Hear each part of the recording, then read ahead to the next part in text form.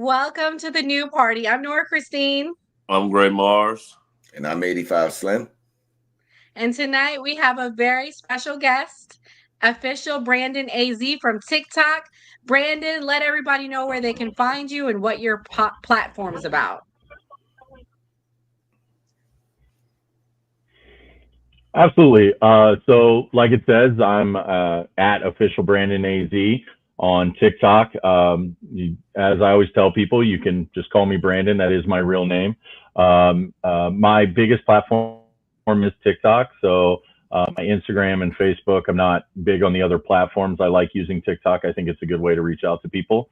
My platform is 99.9% of just sharing factual and statistical information and making sure that some of the misinformation that gets put online that people blindly believe is fact checked. So there isn't, that bubble of being inside of your own bubble of the information that you get only being from one or two sources, that I get the factual information and share it with people. Wow, sounds great. I'm so excited for tonight. So just so you're aware, we have 3 different viewpoints. I don't know if you ever watched us, but I'm an independent, registered, but I'm voting for Trump. Gray, tell him about yourself. I'm the founder of the new party. I'm a Democrat. We actually have D on the panel as well. He's a Republican. Then we have Slim, who is definitely a Republican. Oh, go ahead, Slim. I thought we lost you there. Oh no, I just turned the camera off. Okay. Yeah, I'm a former Democrat. Today I'm a Republican. So yeah, I'm here. Yeah. So I'm going to play this clip. This was one of Brandon's top clips. So it's going to be a fun night. Let me play it. Better not freaking vote for Kamala Harris. Starting off hot, let's hear what's the reason we shouldn't vote for Vice President Harris. This X post made me so mad I almost threw the damn phone across the room. I need a goody powder because I have a head. Don't throw your phone. I don't know what goody powder is. Maybe I'm missing out on something. I want you to get a headache. I'm sure it's something that's absolutely positively true. And you said it was from an X post, so I'm sure it's from a very reputable source. Why is it that this heifer, who has never put anything into this country, never worked in this country, never paid Social Security tax, never paid a property tax, never put into the IRS, never paid anything into anything, came here with her damn hands stuck?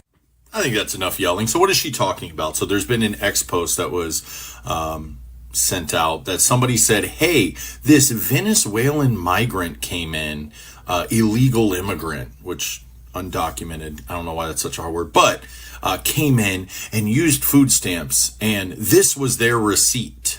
This is the receipt they're all talking about. It says that they have a food stamp balance of $13,401 and a cash balance of $4,498.85. So a few things. Number one, we can't prove that. Could it be? Maybe. But I think this is what, Republicans and conservatives do, right? They latch onto something. These are the same people that say, don't believe everything you read on the internet, and it's all a conspiracy, and the media lies to you. And then they see some random post on X that has no proof behind it other than an EBT receipt. And then the person posting it say, this is definitely from an illegal immigrant.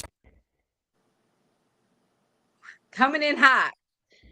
A goody powder is so good for you for headaches. Like, it's the best. But anyways, so we're going to get straight into the topics for the night. The first topic, Brandon and Gray, you might like this story. Mr. Lichten has been predicting the election outcomes for the past 10 election cycles, and he's been right. He's only been wrong once. Can you guys predict what election he was wrong for? George Bush. Yeah, the Bush election. So this first clip, we play about how he's predicting Kamala Harris is going to win and why he comes to that prediction. Of the United States. Presidential elections forecaster Alan Lichtman who has successfully predicted the outcome of 9 of the last 10 White House races, sees a Harris-Walz victory in November. The distinguished professor of history at American University uses an election model based on 13 true or false questions that ignore the views of political pundits and pollsters, which he calls the keys to the White House system.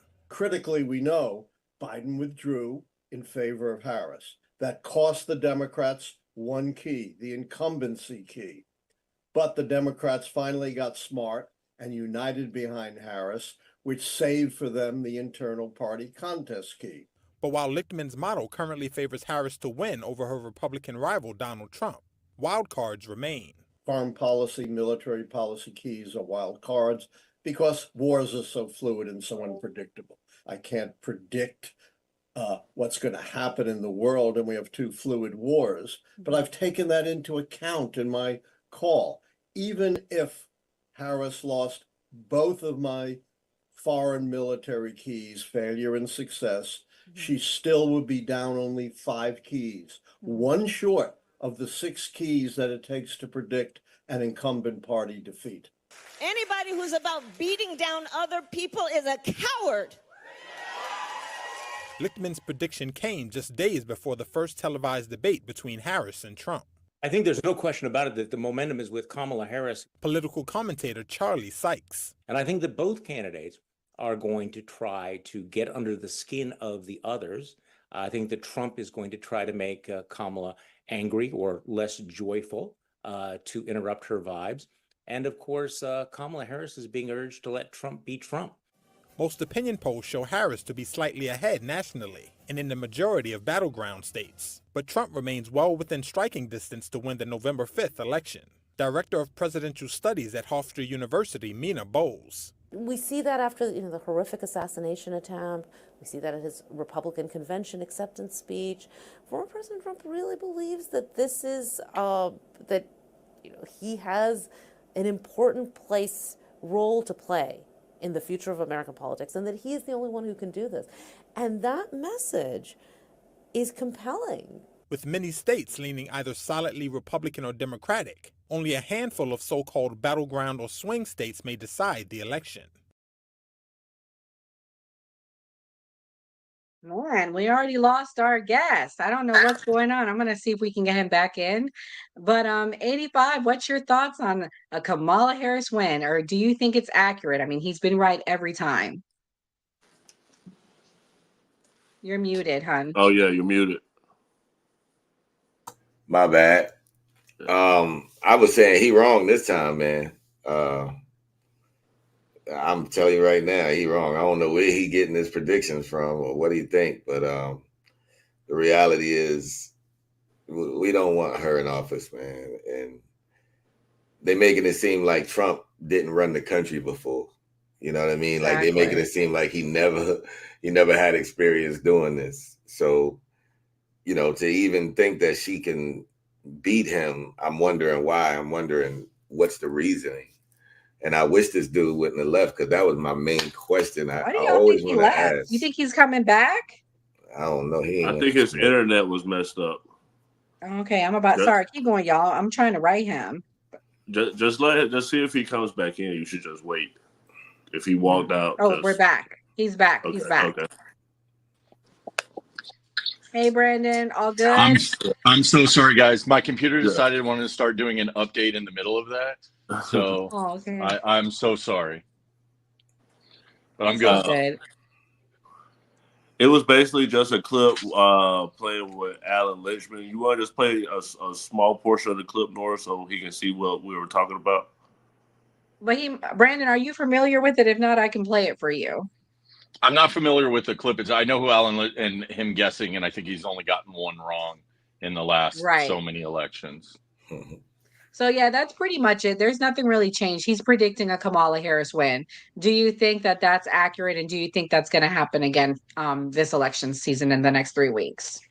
Every day we have something different that kind of comes up that may or may not sway.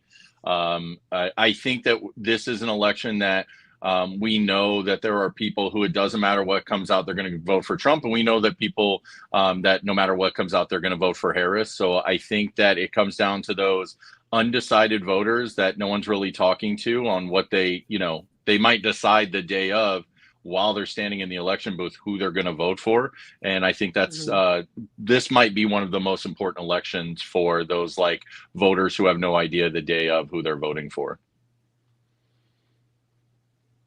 Ray, are you saying something? You're muted.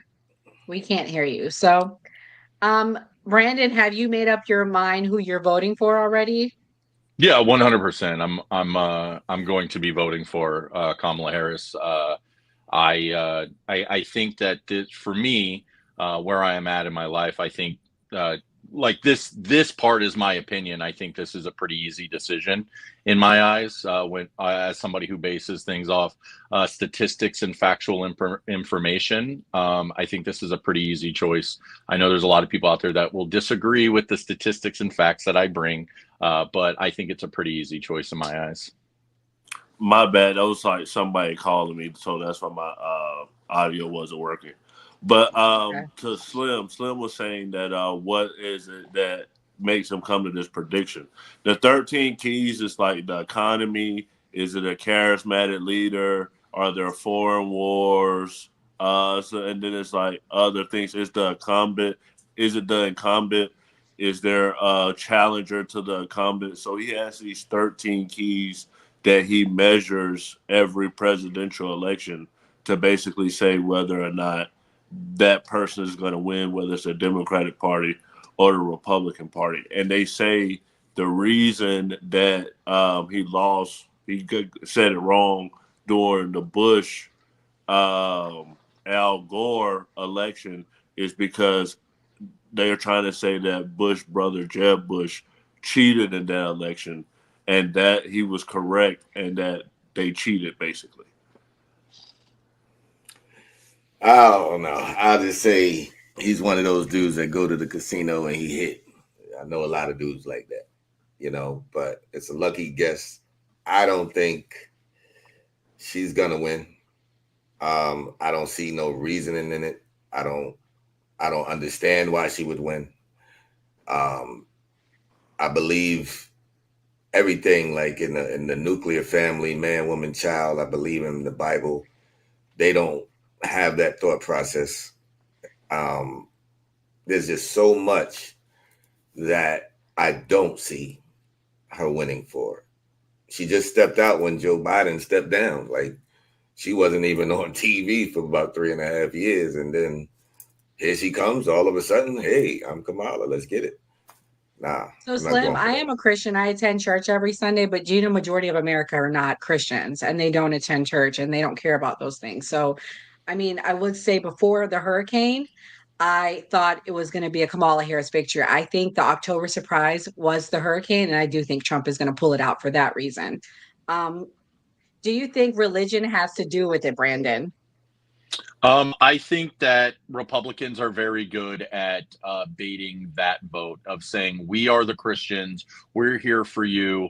You need to vote for us because we're the Christians. And I think that there are people out there, whether it be libertarians or because that's what both these candidates need to understand. You're not going to pull a lot of these like diehard Trump Republicans into voting for Harris, and you're not going to pull any of these diehard Democrat liberals into voting for Trump. But what you can do is get those people who like you that are on one big issue. And there are people out there that say, I'm a Christian. Me being a Christian is the most important thing.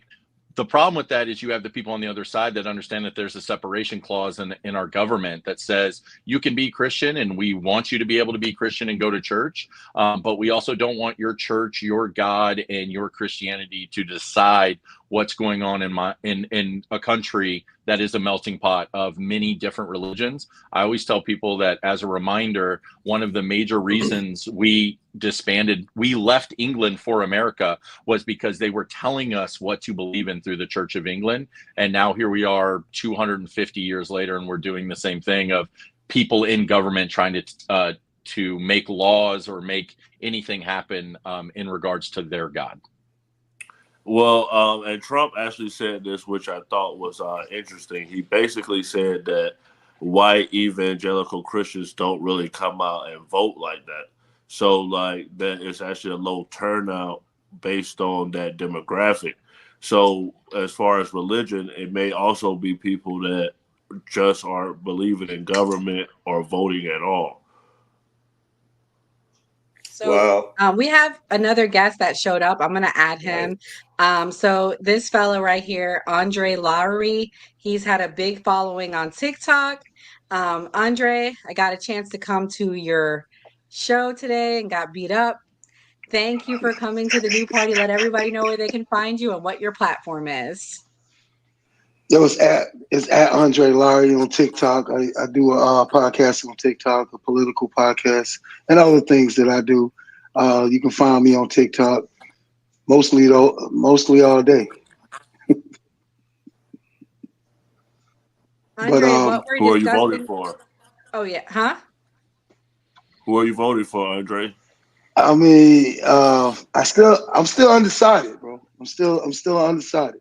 I am still undecided. After after listening to a lot of people that come to my show, I have a lot of traffic in and inside my show that I have daily. Listening to everybody's side. I'm I'm not even I'm still somewhat in the middle, but 3 weeks away. I know I'm gonna have to go to that poll and pull the trigger. On the last show, it seemed like he was leaning towards Kamala.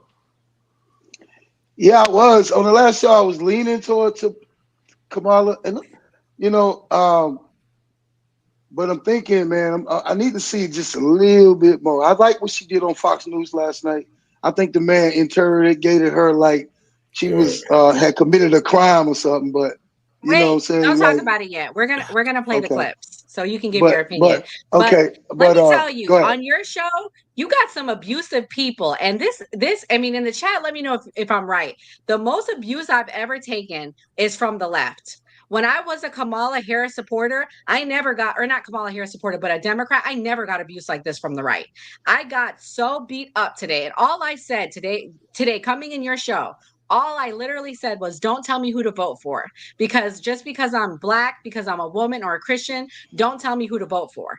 And it was, oh my God, it was like I said, I want to assassinate someone. It was crazy today, like within a minute. I mean, I just don't get it. Democrats To are me, very aggressive right now. Democrats are very yeah, aggressive right now. They remind me. They remind me of. They actually remind me of the Republicans of old. You know what I'm saying? How yes, aggressive the they 2016 used to one. be. I agree. Yeah, 2016 one. That's who the Democrats, and they have some Republicans on their side now that are not that are on Kamala Harris' side, and they got that Republican fight right now that they really want to win. They side want to win. But I was hearing a couple people talking about. I just want to question the religious part. The religion part to me play more of a bigger deal on the Republican side than it does on the Democrat side. That's my opinion because when I see when you go to church, when you go to these churches, especially some of the churches I've went to, they talk about AB and all that stuff. You know, what I'm saying how they feel about the different things, and they're more religious toward that. You know, what I'm saying those parts are the things that they're more religious toward. And Democrats, no.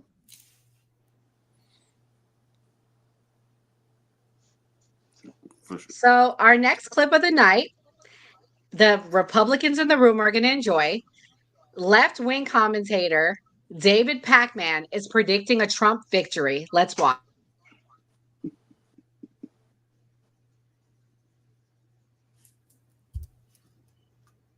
Leader, Donald Trump would have enough votes to secure the presidency.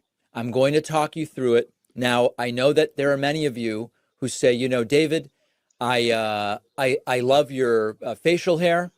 I think your turtlenecks are great, but I don't like it when you give me negative information. Well, we're going to have to deal with it because that's where we are. Let me tell you first what doesn't so much matter. It is true that if we look at the national polling, Kamala Harris's lead is as small as it has been in 5 weeks. Kamala Harris's national polling lead had swelled to 2, maybe even 2.1, 2.2. It's now down to 1.4, losing 30 or 40% of that lead. Now, you would rightly say, David, sir, we don't have a national popular vote. We have an electoral college, to which I say, yes, sir or ma'am, you are absolutely correct. Let's look at where we are now as far as the battleground states.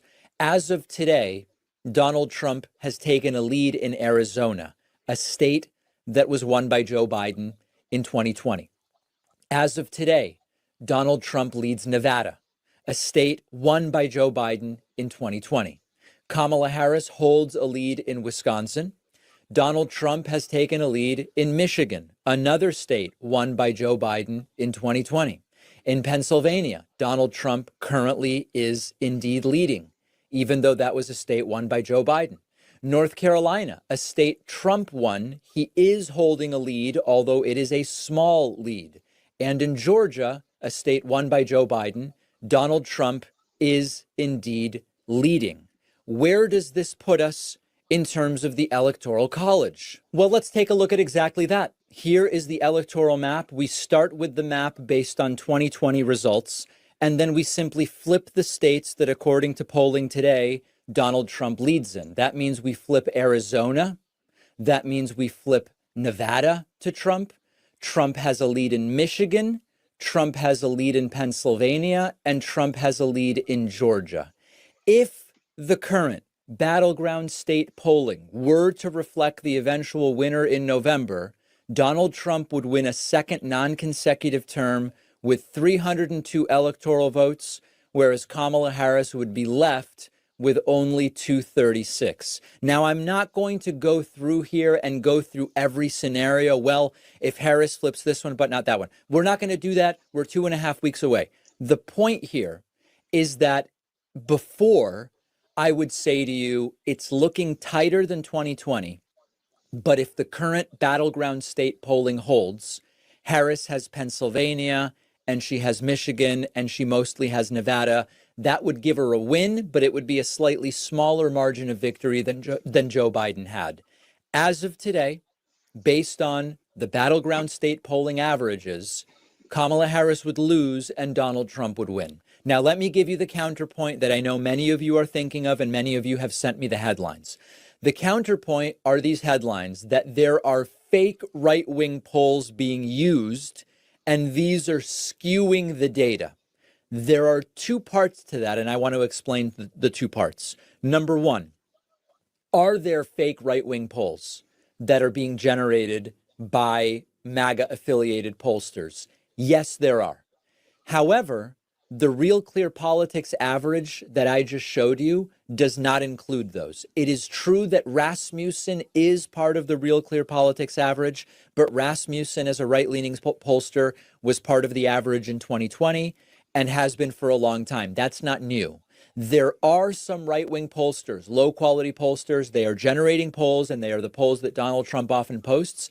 When I looked at what's included in the Arizona average, what's included in the Pennsylvania average, and so on, I did not see that these averages are dramatically different based on the pollsters that are included.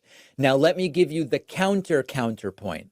The counterpoint is that if you look at the 538 battleground averages rather than the RCP battleground averages, the 538 averages look slightly better for Kamala Harris. And that is also true.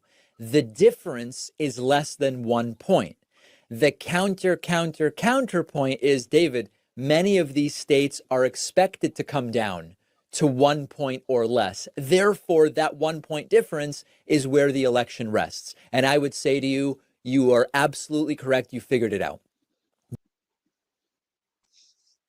Everyone watching right now, please like, share, and subscribe. Okay, hit the like button if you're watching. But yeah, that just came out Tuesday night on David Pakman's show. He's predicting a Trump win. Gray, what's your thoughts? As far as the math of what he's saying, I mean, he's completely correct. Most of the time that Republicans win election, they don't win the popular vote. So as far as the math, yes, that is happening in Poland, and yes, fake polls are coming out. So I think us trying to predict it is a fool's task because ever since 2000, what Trump did in 2016, pollsters have been like basically not trusted, and people have been very critical of him. So I'm not going to make a prediction. I'm not, election forecaster. So I'll wait till November to see what happens. Brandon, what's your thoughts? So I've said this forever. You can go online and find polls that show Kamala Harris ahead by 4 points. You can go online and find polls that show Donald Trump ahead by 4 points, right? So I think what David, like if you want, especially what David said, if we remember in 2016, as a Democrat, we were told Hillary's got this. She's ahead by 10 points. I think it is good for David Pakman to get online and say, hey, these polls are starting to sway towards Trump. We don't want Democrats to think, no big deal. This is like, when I say this all the time, when we say that this is one of the most important elections, it's not because, like in my eyes, just because of what could happen of whoever's elected. It's literally going to come down to thousands of votes. And one final point on polls, like I live in the state of Arizona. In Phoenix Metro, we're the 5th largest city in the country. There's about 11 million people that live in Phoenix, and those polls poll about 1,000 people. So if you're asking what 1,000 people out of 11 million say, that's why I say all the time, I could really care less. I'm 38 years old. I've never been polled in my life, ever. So I say this all the time. If polls help you, whatever, but everyone should get out to vote no matter who you're voting for. You want to know something? When I changed my party from a Democrat, I started getting polled. So I've been polled now, finally, because I just changed my party this year. I was a Democrat for 10 plus years. Pause. I've been polled before as well. I think it's because I volunteered for the campaign, but I'm not sure. But Slim, what'd you think of that?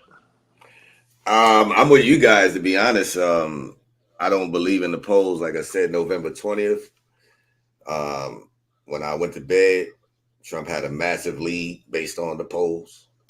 And I woke up and that dude was our president. So that kind of messed everything up for me. So I don't believe in him. Andre, the man that talks to the people every day in and day out. Geez, all day, man. I don't know how you do it. What are you feeling is the vibe in the country right now? What are you thinking with the polls?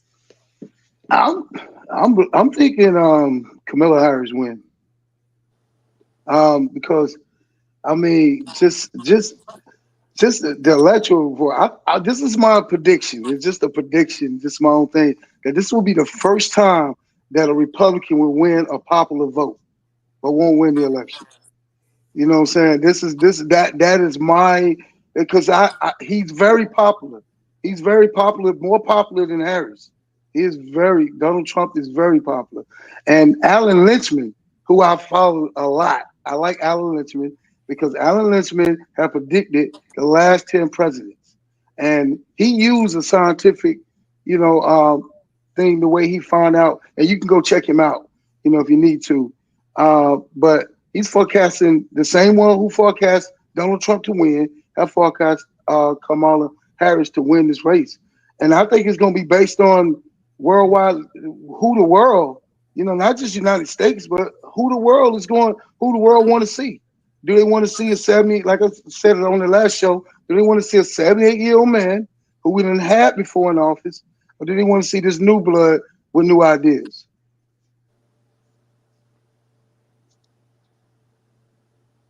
What ideas she got? I'm just, man, when you think about it, just give me one. I mean, she's went back in and you can go look it up. I've been talking all day, so I ain't gonna spit all these things. You can look it up with a lot of things that she have came up with, and the new things that she have changed to sway us a little bit. You know what I'm saying? To sway the man vote a little bit. But I would say that's what's gonna come up to, because I think it's really, man, people are really sick the last 10 years. All we have ever seen on the news and all we have talked about is Donald Trump. I think people are just like me. I'm wild with it. I'll name like 3 of the ideas because it's been all over social media that I don't think we talked about it yet. but she released 3 things that she was doing for black men, and I don't know if you saw that, Slim. But it was they can get a loan for as an entrepreneur that's forgivable. Nora, you probably know it better than me. I think the second one was legalizing marijuana, and then the third one was like for like diseases, healthcare for Yeah, diseases sickle like cell, sickle cell, diabetes, and stuff like colon cancer. I think. Nora, you Okay, probably know so if I forgot something. let me get this straight. She gonna give you guys a PPP loan again.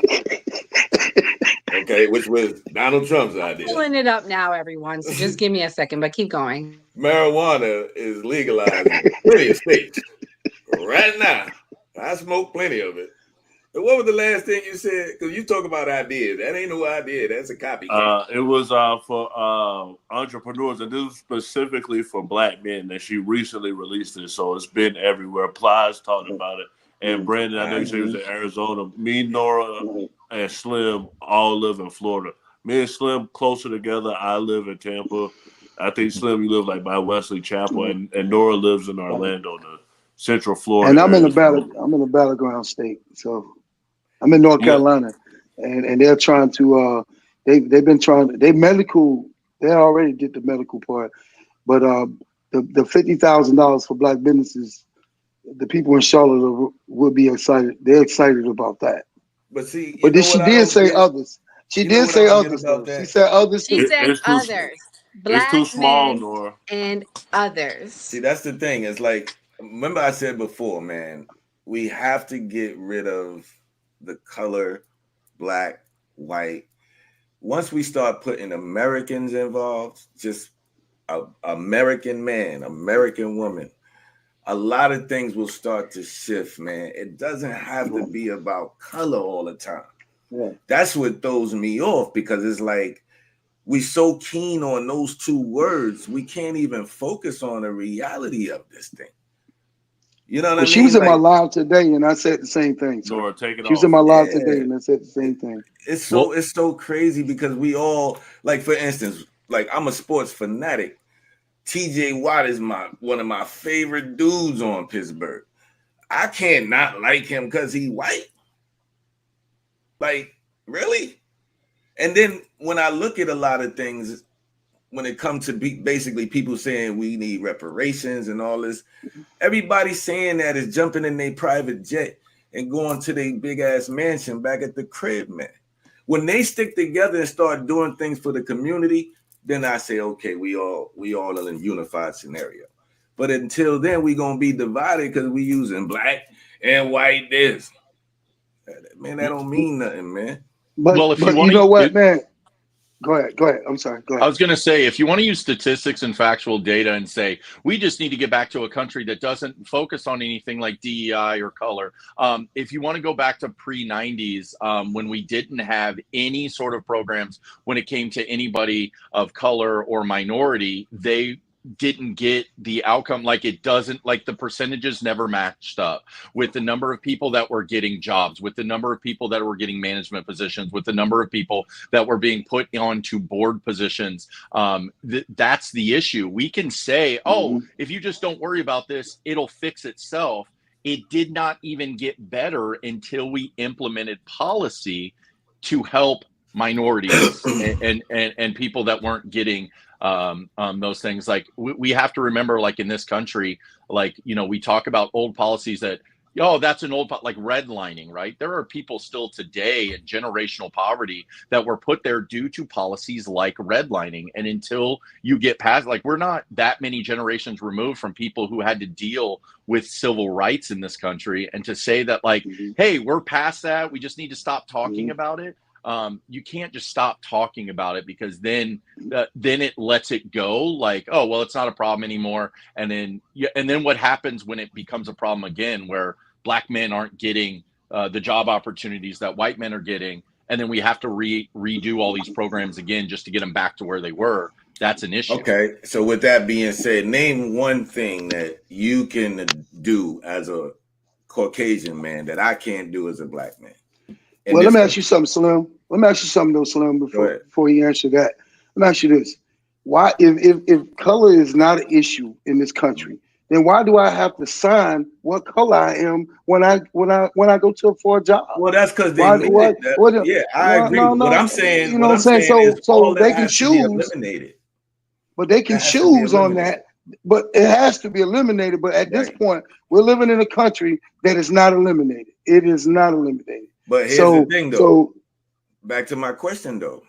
What can a Caucasian man do that I can do today in this country? Today. Statistically, get called back for jobs. Statistically, right, get right, right. promotions at work. Like we do this thing. The argument That's is true. always there's no laws against me. Correct, but systematic racism still exists in this country. So it has been proven. This is statistics that someone with a black sounding name is less likely to be called for a job or to be given a promotion because they have a black sounding name. That's Can I statistics. I'm tell not just you saying what that. I Yeah. experienced in corporate America statistics? And it's gonna be it's gonna be controversial what I'm gonna say. And this is facts, okay? I have a friend, she speaks Spanish. I have a master's degree. We got a job at the same time. Do you know they paid her more? She has nothing but a high school diploma. Why is that? Wow. Well, The only thing I can here's answer. The only thing I can. Let me touch Oh, on go that. ahead. Sorry, go ahead. Let me touch on that real quick. I don't respect corporate America, number one. I don't respect jobs, number two, because jobs is giving you the 40 hours. What I do respect is that we do live in a country that we could take an idea from right here, bring it to fruition, and start a business, start a company, and then employ other people. That's what we can do here in this country. Doesn't matter if you're black, white, Chinese, Caucasian, all that is irrelevant. I'm from the projects. I started a business. Now I employ people in Africa. I'm very proud of that. And all because I grew up right here. So when it comes to the jobs and all that, it's not to say that the road stops there. We have a country that we could utilize other opportunities to become great. Only in this country can you do that. So the people that's telling us, oh, reparations and racism and all that are people like LeBron James, people that got bread, that ain't doing nothing. So that's where my quarrel comes into play. Because again, I'm a black man. My kids are half white and half black. I don't know about Black Lives Matter because to me, everybody lives matter. That's to me. When I said that, I got called a racist by my own people. How does that work?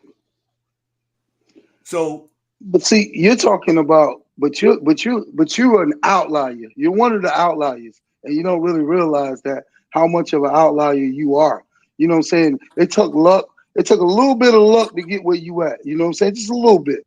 You know what I'm saying? So things went good for you. So things went good for you. But that doesn't mean that it went good. It went good. Everybody that had an idea, because we know where a lot of our ideas went, they were stolen. You know what I'm saying? So what I'm saying is that when you talk about owning businesses, you talk about starting businesses. Yeah, I get what you're saying. I own a small restaurant now, and I'm telling you, it's not the same as the restaurant down the street, bro. And then with the loans and the business loans and the stuff that I have to go and get, man, that's pretty rough. And I can tell you about one example. I was working for a company called 84 Lumber, and I'll call them out right now. You know what I'm saying? Listen, I went to this job, bro, and they had all of it was all Mexicans, and it was all white. All white was there. Just because I could not understand everything that they were saying, and I had a different philosophy, man, because we in a right to work state, I lasted 2 days. And they told me I just wasn't a good fit. And they were saying things, they were saying some pretty rough things, like they voting for, whoever. It was 2016. And the man said he was voting for Trump. And I told him I didn't know who I was voting for. In 3 days, I was out of there. So with all due respect, I just want to clarify something. I'm not ever going to say racism doesn't exist, okay? What I have to say and what I have to stress is we can't allow it to stop us from living, man. I agree. I agree. That's where what like, again, if we stick together in whatever we doing, like, again, I mentioned football. Football is great. If you're a football fan, you love the game. There's black, there's white, there's Filipinos, there's a whole bunch of people getting together for the same cause. It's the same thing in life. And I know, Brandon, you were saying that we should continue to talk about it, but I think we should talk about it on a different wave. Like it should be different. Like we should address what's the problems instead of Well, outlining what the Slim, problem is. that was the wave I was trying to go with. Do you see where I was going with this? I don't think it's a racial disparity problem now. I think the issue that Mm-mm. we have for jobs is the border, okay? And Mm-hmm. people are being brought in and they're replacing American jobs. And that was the point I'm making. How can someone come in with a high school diploma? I have a master's degree, okay? And I didn't just go to rinkety dinkety college. I went to one of the top colleges in the country. And she makes the same more than me because she speaks Spanish. And for me, I have a problem with that. This is America, and I feel like I'm doing the American dream and I'm not being given it. What's the reason for that? I don't know, but I think the new issue is not a white and black issue. I think it's, like I said, it's because of we have an issue with the open border. If it comes to jobs, it's no longer, I feel like it's a white and black issue. And for me personally, I don't think it is. Well, let me It's not. respond to the Spanish thing. My mom is fully black, African American, but my mom is bilingual. She speaks Spanish. She works for the CDC, and it's the changing demographics where someone is getting more of a workload because they speak two languages than someone that doesn't speak two languages. So just her working, she's going to call more people because she can speak another language, but she's completely African American. She's not Spanish at all, but she just happens to speak Spanish. But you live in a country. You live in a country where this is an English speaking country. An English speaking country. Have you ever been anywhere else? You go to anywhere else over to any other country, they don't bend to your language. You have to bend to their language. So in our country, we have to bend to the Spanish language. Like we need to learn, our kids need to learn a second language. Why? When we're in America, That's an actually English speaking not country. That's actually not 100% true because if you look at places like the former USSR, right, you have a lot of countries up there where they speak multiple languages because some speak Russian, some speak Polish, and they kind of integrate. And that's kind of what has been the problem with what's going on. I promise I'm not getting off track. I have a point here. So, like what's going on in northern Ukraine, where they say, hey, there's a lot of Russians there, right? And they should be able to be a part of Russia because they speak Russian. I know that a lot of, a bunch of you live in Florida. I live in Arizona. So my entire life, I was born in Ohio, moved to the Southwest. I've lived in Las Vegas and Arizona most of my life. A lot of people speak Spanish out here. And it's just a part of life. I remember when I was in high school and I was like pushing against that by taking French for my language when I was in high school rather than Spanish, just to be like, I'm not going to learn. But here's the thing, like we say all the time that the United States is the greatest country in the world and it's a melting pot. We were built on immigration, but now we are turning ourselves into what we didn't want to be, a country that said, you're going to do it. Oh, crap. Sorry. You're going to do it the way that we say, and we're going to make all the rules. And if you can't do it exactly like we say, then you don't need to be here. I mean, we don't have a national language in this country, nothing written that says we have a national language. And I think that is it that hard to, while I agree that like if people live here, hey, the language here is mostly English, you should be learning English. I don't think it's too much to say like, hey, can you learn some phrases in Spanish? I live in the Southwest, so I know Spanish enough to speak to somebody and understand what they're saying. I just want to ask you this though. You said that you said there's nowhere spoken that we speak English. I live in North Carolina. I didn't come from this was not raised in the South that people were speaking. These people migrated to North Carolina. You know what I'm saying? This is what I'm trying to tell you. And that I should, if they didn't teach me that in high school and they didn't say the whole quote unquote, this is a melting pot. So we're going to teach you Chinese. We're going to teach you this. You chose if you want to take those languages. Those languages was not forced on you. Even to this day, you don't have to take Spanish in school. You can choose to take those classes. In the Southwest, it was a prerequisite that you had to take a foreign language. I mean, where you from? Yeah, of course. Where you from? It's like that in Florida too. But not to where go I'm to from. college, you got to have a second language in Florida as well. Yeah, Yeah, it's you just a don't pre. in North Carolina. You And I definitely wasn't don't in saying North that Right. no Carolina. one speaks language. I was talking to the fact that the United States does not have an official language. Like, we don't have anything written that says the official language in the United States is English. We understand that we speak English here, but that is not our official language. We don't have an official language. But no other country bans to these people to somebody else's language. Whatever the language is, and I've been to a lot of different countries, and you said that, but I'm talking about go to countries like Africa, go to China, go to Japan, go to some of these countries. They're not France. bending nobody. They're not bending for your language. They're not bending languages or not allowing people to get a job because you know what I'm saying you can't speak someone else's language that moved in your city or moved in your place. You gotta understand they migrated to us. We didn't migrate it to them. And I So they need understand that, to, but yeah. sorry, I was going to say, I will point out that a lot of people use that graph where they say that like foreign born people are taking jobs from American born people.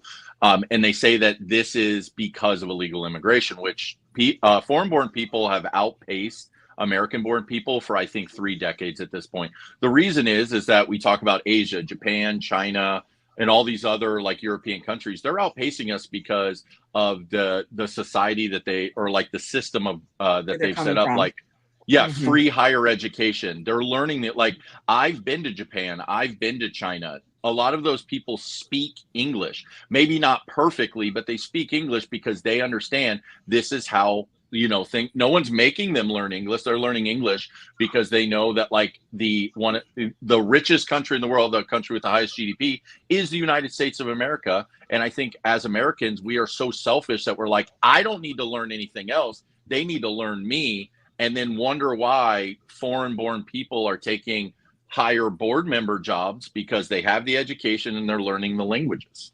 But with all due respect, Brandon, we are the best country in the world, and people come here. Okay, if they want to, if they want their culture, they need to stay in their country.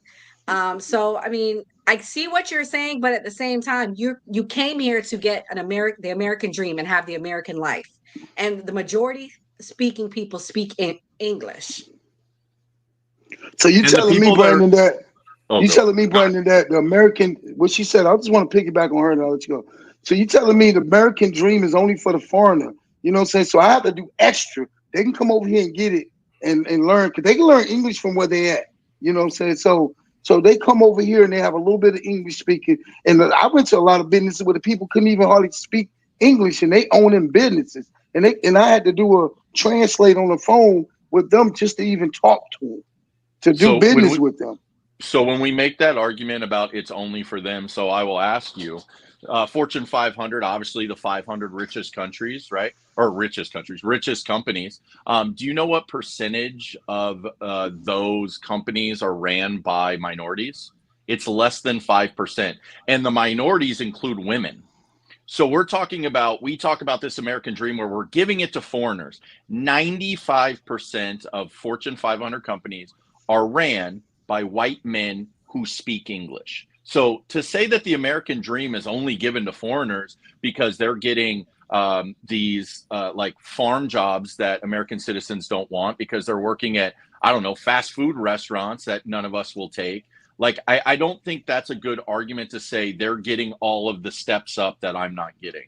Because again, 95% of our Fortune 500 companies plus are ran by white men. And that goes back to what Slim was talking about. I love that you run a business, right? That's amazing. But I think when we look at it, when we talk about like why we need to change things, it makes no sense. And I'm not just talking about just Black people. I'm talking about Hispanic people. I'm talking about Asian people. They make up a pretty decent percentage of the population in the United States. But for some reason, like less than 5% of them run the major corporations in the world. They are not CEOs. So they are still, to this day in 2024, rich white men. It continues in this country. But you know what? What other country a 15, 16-year-old kid can make a YouTube page, play video games, and make 40 grand a month? I mean, that could be in any. I think the argument that we make about us being the greatest country is how much money we make. So we actually aren't number one on the average pay even though we have the most billionaires, the most rich people. That I believe that belongs. I always get this mixed up. It's either Sweden or Switzerland. Monthly average net pay, they make 2,000 more a month than we do. In it's either Sweden or Switzerland, Switzerland. Brandon. Switzerland, thank Mhm. you. In But Switzerland, they make either make way, but it 2,000 still more a month. stays on your point based on you were talking about jobs, which generates income, right? Sure. So that's all I'm Yeah. saying. Like, we live in a country that you can literally do things legally and generate income. It doesn't have to be the corporate world. It doesn't have to be a 9 to 5. Today with technology, to be honest with you, you really have no excuse. You should be able to accumulate money or a living no matter what. But again, this is the country that allows you to do so. There's a lot of things that we can do here that you can't even do when you cross the border. I agree with you on that, but I think we're the most freest country. I think with the money wise, Right. I wouldn't say that we are.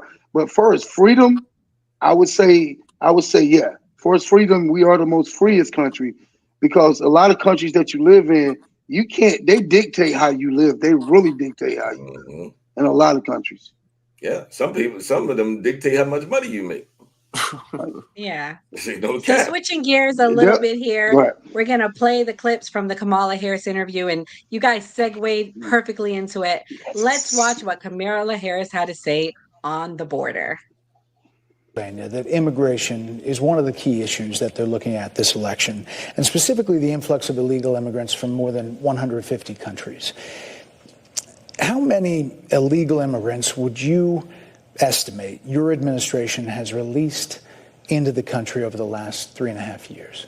Well, I'm glad you raised the issue of immigration because I agree with you. It is a topic of discussion that people want to rightly have. And you know what I'm going to talk about. Yeah, but right do you now, just a which number? is- Do you but- think it's 1 million, 3 million? Brett, let's just get to the point. Okay, the point is that we have a broken immigration system that needs to be repaired. So your Homeland Security Secretary said that 85% of apprehensions. I'm not finished. We have It's a an rough immigration estimate of system 6 million people that have been needs to be- released into the country. And let me just finish. I'll get to the question. I promise you. I was beginning to answer. And when you came into office, your administration immediately reversed a number of Trump border policies. Most significantly, the policy that required illegal immigrants to be detained through deportation, either in the U.S. or in Mexico. And you switched that policy. They were released from custody awaiting trial. So instead, included in those were a large number of single men, adult men, who went on to commit heinous crimes. So looking back, do you regret the decision to terminate Remain in Mexico at the beginning of your administration? At the beginning of our administration, within practically hours of taking the oath, the first bill that we offered Congress, before we worked on infrastructure, before the Inflation Reduction Act, before the Chips and Science Act, before the bipartisan Safer Communities Act, the first bill, practically within hours of taking the oath, was a bill to fix our immigration system. Yes, ma'am. It was called the U.S. Citizenship Act of 2021. Exactly. It was essentially a pathway to citizenship for the... Yes, ma'am. May I finish responding, please? But you have to let me finish, You please. had the White House and the House and the Senate, I'm and they in the didn't middle bring up of that bill. responding to the point you're raising, Okay. and I'd like to finish. Yes, ma'am. We recognized from day one that, to the point of this being your first question, it is a priority for us as a nation and for the American people. And our focus has been on fixing a problem. And from day one, then, we have done a number of things, including to address our asylum system and put more resources, getting more judges, what we needed to do to tighten up penalties and increase penalties for illegal crossings, what we needed to do to deal with points of entry. So I was on a live today with Andre, and someone told me on the live that it was Trump's fault why we had the crisis in Flint, Michigan. So this reminds me of that. The Democrats are blaming everything on Trump, even though he ain't been in office 4 years now. This was hilarious to me. There's more clips. She doesn't answer anything. It was attack on Trump. She has level 5 TDS, in my opinion. Slim, what's your thoughts? Oh man, the same. That lady can't answer no questions. Hey, how many people cross the border? She starts getting into this old storyline and all that. No, we want a leader that's strong. Don't be soft. Answer the question. 6 million. How you gonna fix the problem you created? Tell me this. That's what I think about it. I'll just comment on Kamala Harris media training.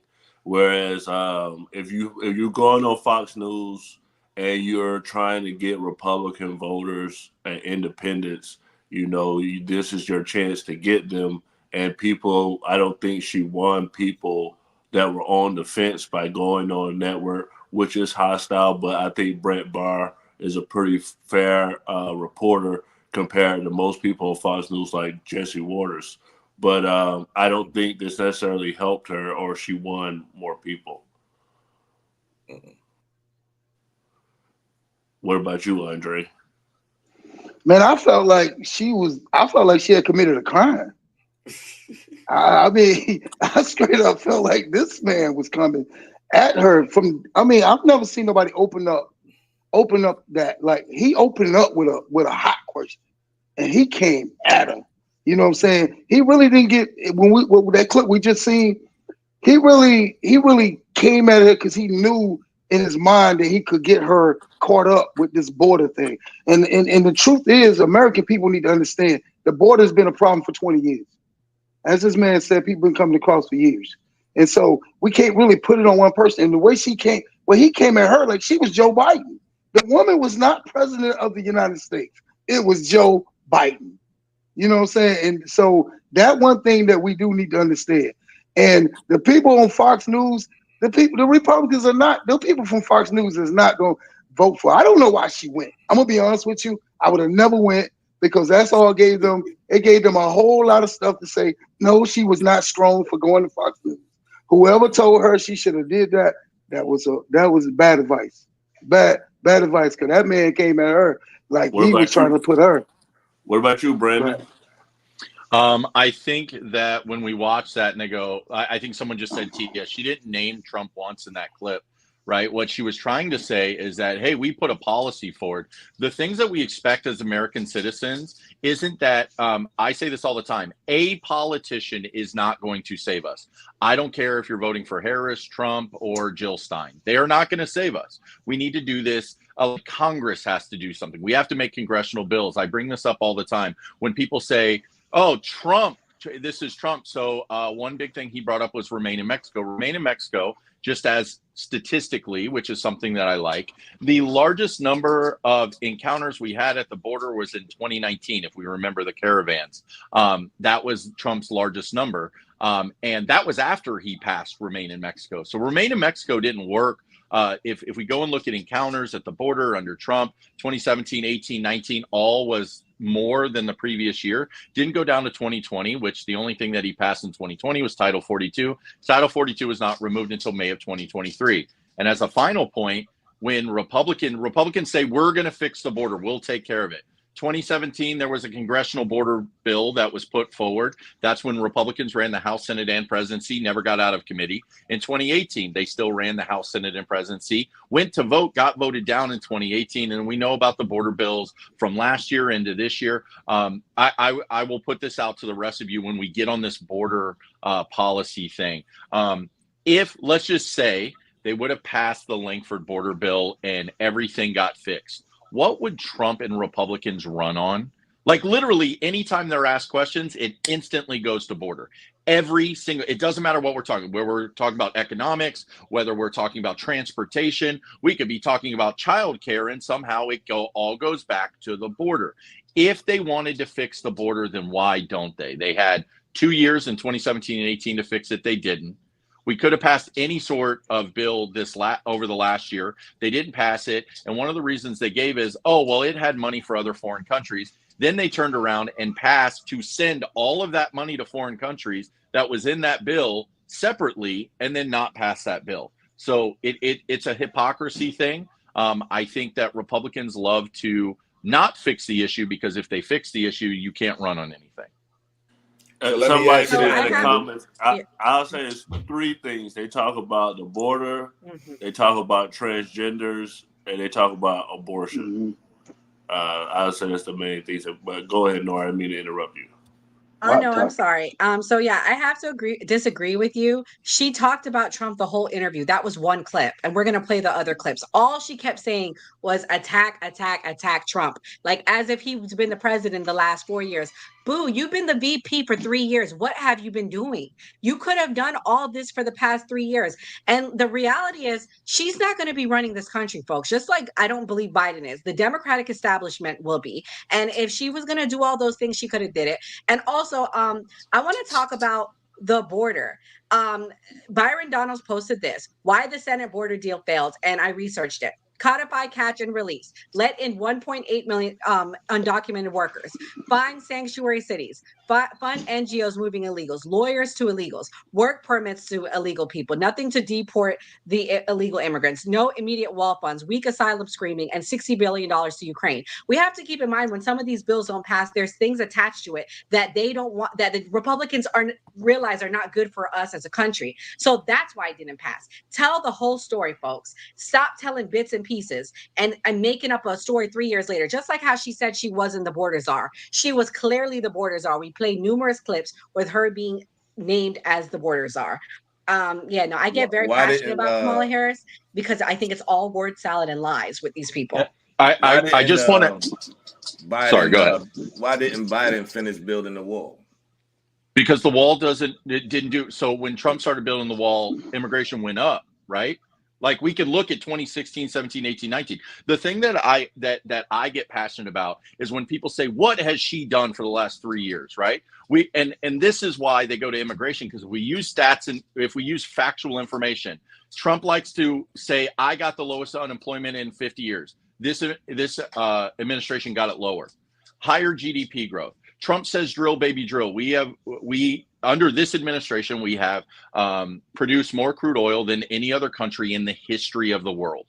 The stock market is at its highest level ever. We have major policy. We have infrastructure that actually got passed that the last, 5 presidents that said that they were going to do, that passed under this administration. We have the largest growth in manufacturing in this country in 100 years. So if the argument is immigration is up, I agree, immigration is up and something needs to be done about it. But if the argument is they haven't done anything for the past 3.5 years, that is factually incorrect. The statistics show us, and I will say this as a white man, with you guys, this is the first administration ever to get black unemployment under 5%, ever. When Trump celebrated that he got 5.3%, this administration got 4.8. So if you're going to congratulate Trump on his economic wins that you can't point to any policy why it happened, then you have to congratulate this administration with their economic wins, and we have policy to point to it. I think the argument that she and Joe Biden have done nothing in the past 3.5 years is factually and statistically incorrect. I believe they ain't do nothing in the past 3.5 years, man. I'm just being honest. At the end of the day, I really want to do like a poll on Democrats that switch to Republicans and Republicans that switch to Democrats and really ask them why. I think that could be a start. Because if you start talking to people that switched over from the Democratic mindset, you'll find a whole lot more information. Because a lot of people were Democrats and had no reason to be Democrats. They had no clue. Yeah, so I will answer that for you. I know why. I've asked people, why did you change? They said things got more expensive, right? Groceries are more expensive, gas more expensive. They can't point to any policy that made that happen. Wait. You met somebody that moved from a Democrat to a Republican or a Republican to a Democrat? No, from Democrat to Republican. I talk to people on TikTok. The only people I talk to on TikTok are Trump supporters. And I have a lot of people that said, I voted for Obama both times. I was a Democrat. Now I'm a Republican. And I ask them all the time, well, what happened? What changed? And they're like, oh, well, things are more expensive. And I ask the same question every single time. What policy did this administration implement to make your eggs more expensive? And while you're thinking about that, tell me what policy Trump implemented to make your eggs cheaper than they are today. There isn't any, right? He didn't have any great you can go and look, like I said, everything I do is based off statistics. So if you go and look at like a statistical graph of like unemployment, follow the line. It just kept going from Obama. He didn't like have some big drop off and then got better. It was the same exact median line. Growth, anything like that, it was the same. Brandon, you don't think the supply chain issue had something to do with this? We had a supply chain issue when Biden first came in office. Sure. I don't think people are remembering that. I remember that 100%, but I also remember that we had a supply chain issue. And if anyone wants to, and I ask everyone, don't believe anything that I'm saying, research what I say. One of the major issues that, if we remember all of those containers out on the San Francisco Bay and the Los Angeles Bay that were just sitting out there, and one of the reasons that they actually got picked up and shipped is because Joe Biden implemented, for every day that you leave it out in the bay, I'm going to fine you, corporations. And then within a week, all of a sudden, everything started moving again. So if we are going to say that it's Joe Biden's fault that a supply chain issue happened, but then we can point to something that he did, saying, I'm going to fine these corporations for not bringing these goods into this country. And then all of a sudden, we saw the imports pick up. And on top of that, we had an FTC report that was made in March of this year that showed that, correct, we had a supply chain issue, which raised all the prices. And then what they were supposed to do is, once the supply chain was fixed, you're supposed to go back down to go in line with inflation. I've seen many people post that their grocery prices, like same basket, 30 items, 2019, 2024, have gone up 137%. Well, inflation has not raised over the last 4 years by 137%. That's where price gouging comes in. The same as like over the last 10 years, McDonald's prices have gone up 100%, but inflation has raised in the last 10 years about, I think it was 48, 50% over the last 10 years. So they are definitely inflating or price gouging us. But again, I always ask for I'm very policy minded. And what I would ask to a Trump supporter is, groceries are expensive. What's Trump going to do? All he keeps saying is energy. I'm going to drop your energy prices by 50 to 75%. He doesn't say how he's going to do it. He just says that he will do it. And by doing that, he'll drop your grocery prices. But we don't have a plan in place of how he's going to drop energy prices by 50 to 75%. And if the answer is drill, baby, drill, we have manufactured more crude oil under this administration, and we did not see energy prices drop drastically as we would expect them to with more drilling. Wow. I'd like to go back to, can I go back to the border? Sure, go ahead. I mean, when you start talking about the border, when you start talking about the border, but them Democrats get to running off that border, don't you? But let me talk about, but President Obama, President Biden did sign Proclamation 10773.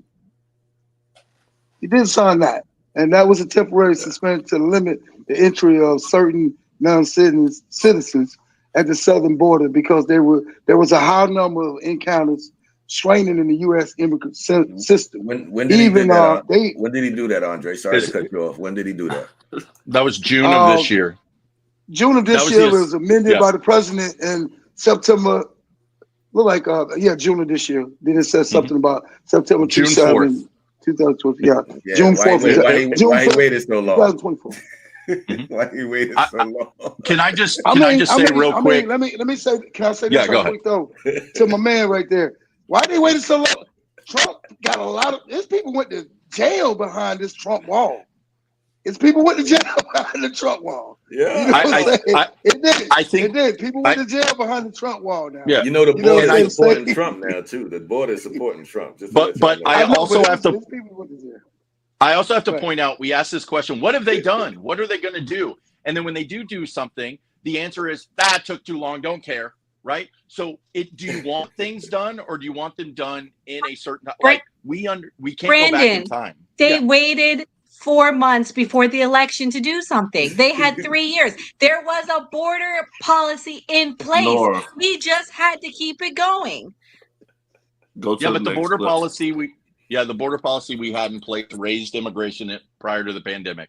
The statistics back it up. He did not fix immigration. Immigration did not go down under Trump because here's the thing. We can't say it was Trump that made unemployment go to 15%. That was the pandemic. We can't say it was Trump that made the economy. We had a deflation over 2 quarters. That was the pandemic. But immigration going down definitely wasn't the pandemic. It was definitely Trump.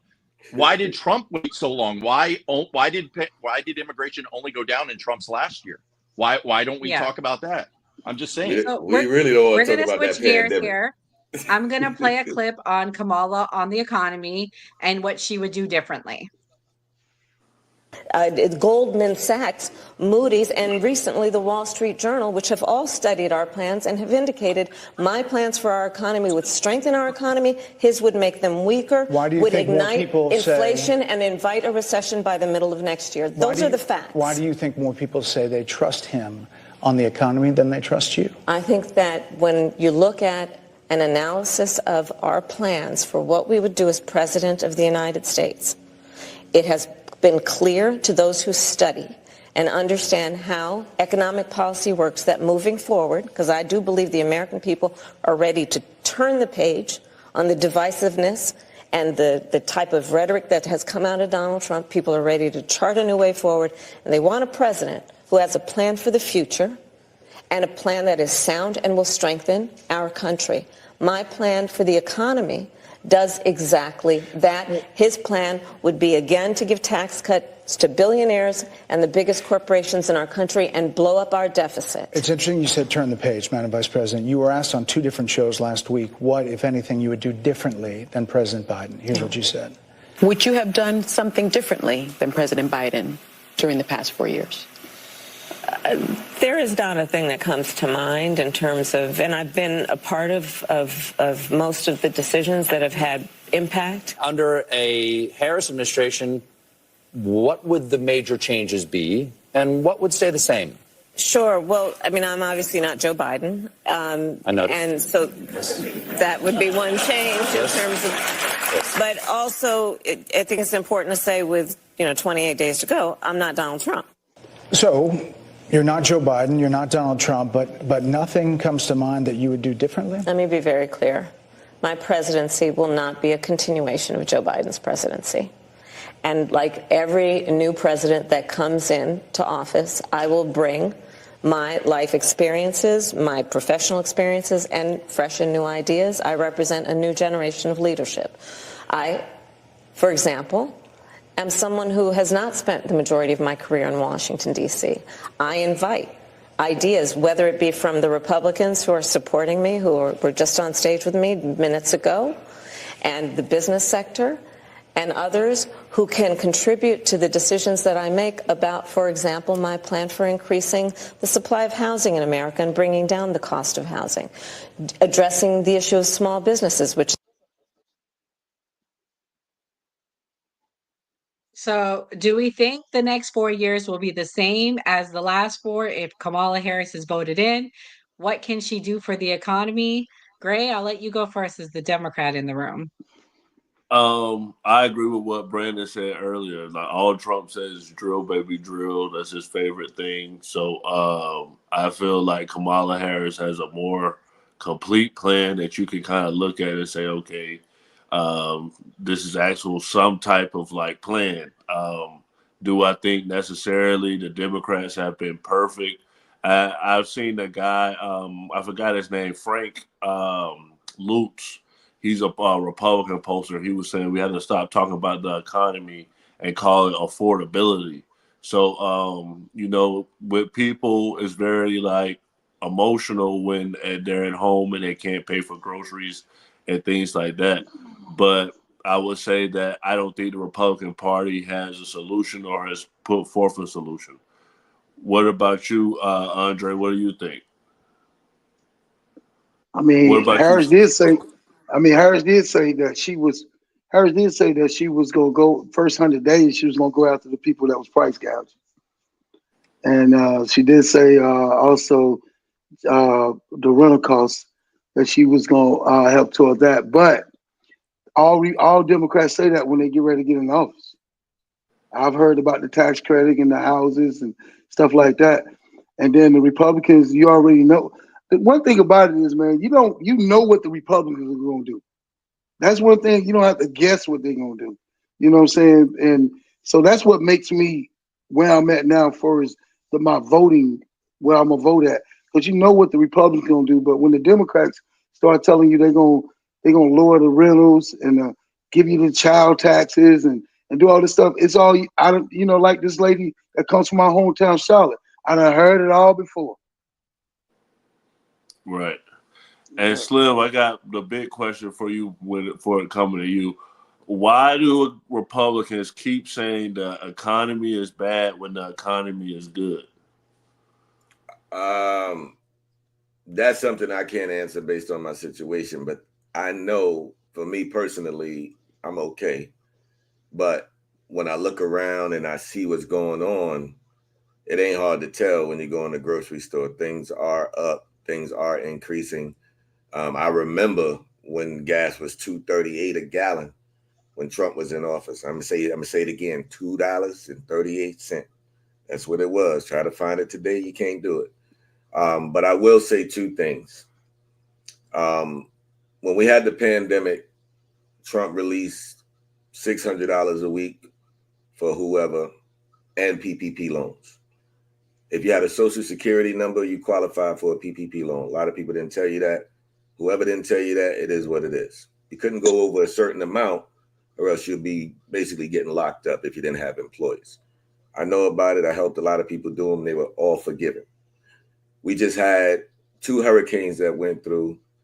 North Carolina took a really big hit, and she's giving those people $750, man. So when you start to see things like that, you have to really ask yourself, do these people care about American citizens? Slim, that's not facts, though. That's not facts. I live in North Carolina.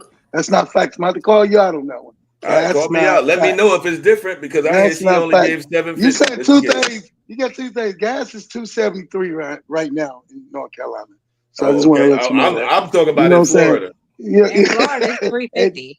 It's $3.50 in Florida. It's $3.70. It was $3.64. I mean, it was $2.64 last week. It's back up to we got to move to North Carolina, but go ahead. Hey, and then what you were saying about the 270. Now they're getting a lot, man. And our city is the big city of all these cities. So she's giving them more than $750. Not just it's not just the government that's involved. The North Carolina government have to look out too. So it ain't just the presidency have to come down. That woman literally got on national television and said that just the other day. You do realize. But North Carolina has been treated by people. We Charlotte and the government and Roy, who is our governor, have stepped up. He's not like your governor who's refusing to talk to. He's not like your governor who's refusing to talk to the president. You know what I'm saying? Andre, he's not like that governor. You should be running for president because if that was gonna hurt my campaign, that would be something I would be mentioning. Well, I'm gonna give y'all $750, but you got some more bread coming over here. I'm gonna let you know this. I'm trying to Kamala Harris. Here's the thing. But we do know. I'm gonna say this before, but we do know that's what the Senate and the Congress and the government gives. That ain't just her. That is not from her pocket or what she's doing. But maybe she should. But I did give a slack for allowing Donald Trump to get that picture before she got there. I did get slack about that.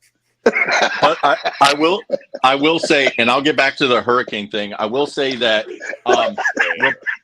Republicans and Trump are very good at a narrative, right? Everything's bad. Look at how expensive, and if they had the ability to point to a policy and say, this is why your groceries are expensive, they would. If you ever notice, they don't like to talk about how low unemployment has gotten under this administration, right? They don't like to talk about that because it's better.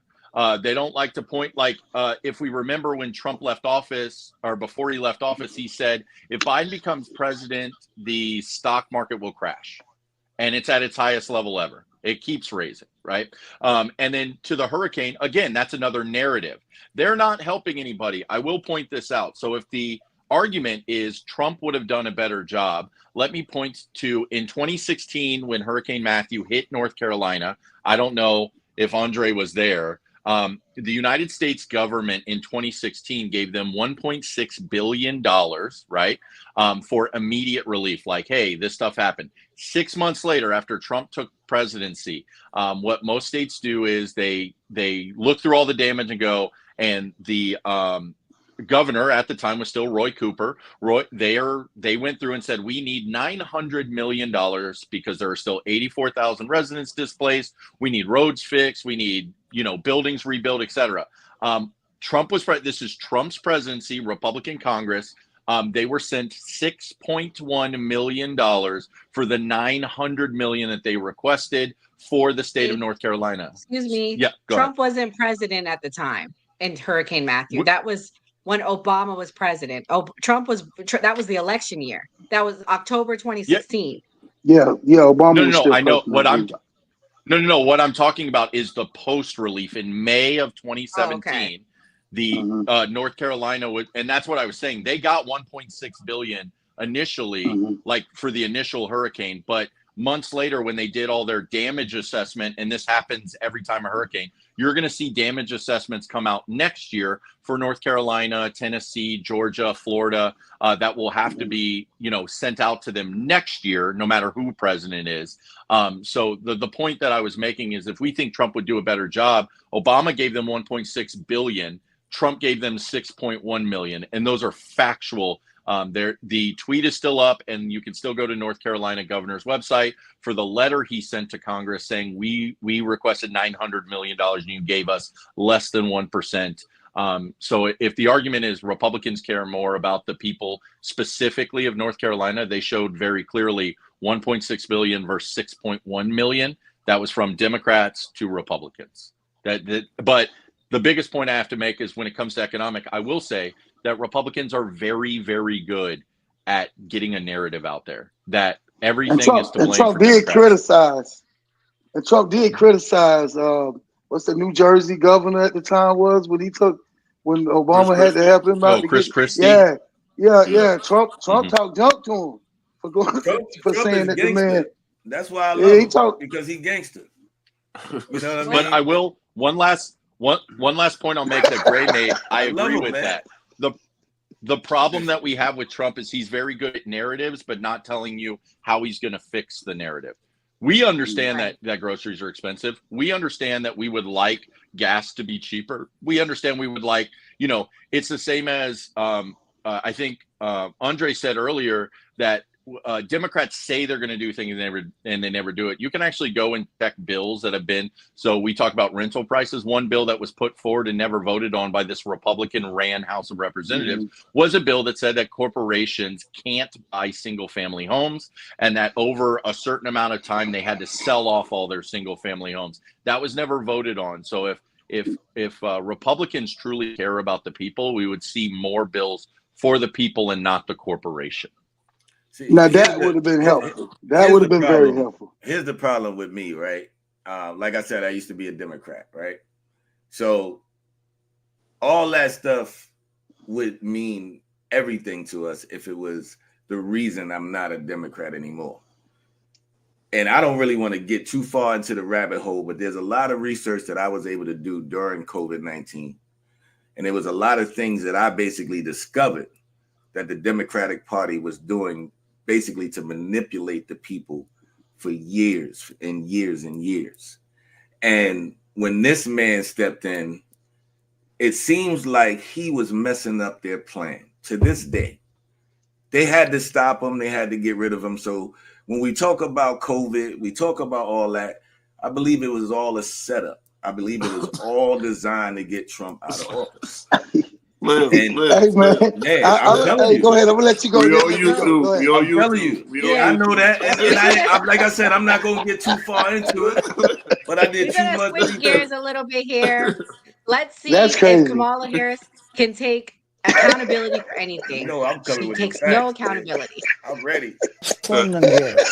Rachel Morin, Laken Riley, they are young women who were brutally assaulted and killed by some of the men who were released at the beginning of the administration, well before a negotiated bipartisan bill. Former President Clinton actually referred to Laken Riley Sunday, campaigning for you in Georgia, saying if those men had been properly vetted, Laken Riley probably would not have been killed. So if it wouldn't have happened, this is well before any negotiation. This is well before Donald Trump got involved in the politics. This is a specific policy decision by your administration to release these men into the country. So what I'm saying to you, do you owe Brett, those families an apology? Let me just say, first of all, those are tragic cases. There's no question about that. There's no question about that. And I can't imagine the pain that the families of those victims have experienced for a loss that should not have occurred. So that is true. It is also true that if a border security had actually been passed 9 months ago, it would be 9 months that we would have had more border agents at the border, more support for the folks who are working around the clock trying to hold it all together. Madam Vice President. To ensure that no future Goldman Sachs. She went hard, man. I like her on that one. Well, you can like it all you want, but she did a word salad. She can't admit anything. There's no accountability for anything. And this is the clip that made a lot of Republicans upset because there was no accountability. Where is the accountability? I mean, I just want to know. I mean, I'll ask the Democrats on the call. Where's the accountability? Can I ask? So here's the problem we have. Obviously, someone running for president of the United States isn't going to get up on an interview and say, that's 100% my fault. Absolutely. But here's my question. If the talking point from Republicans are, where's the accountability? This is your fault. Then whose fault is what happened in Georgia? Whose fault is Uvalde? Whose fault is the Las Vegas in 2018, the largest mass shooting that we've had in this country's history? Whose fault is that? Does Donald Trump take responsibility for the 50 plus people that died in Las Vegas? Does Donald Trump take responsibility for the 10 plus people that died in Uvalde? Does Donald Trump take responsibility for the 4 people that died in Georgia? No, right?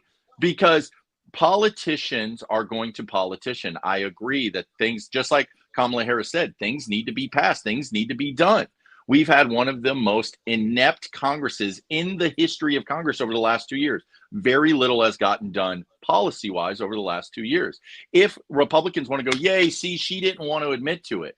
If we're gonna complain about, oh, look at these immigrants and what they did, what about the white men that are killing people in churches, in schools, right? You can't, like, I would have no problem with Republicans making this argument if they had the same energy towards school shootings. Because if we remember, when school shootings happen, they say we can't get political.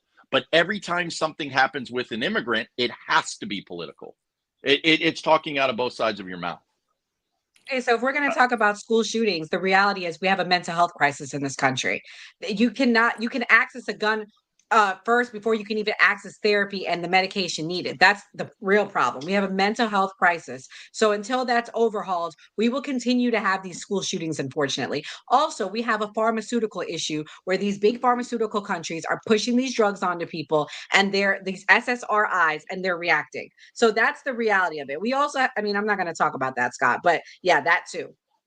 But no, let me ask you something about that first thing that you said, though.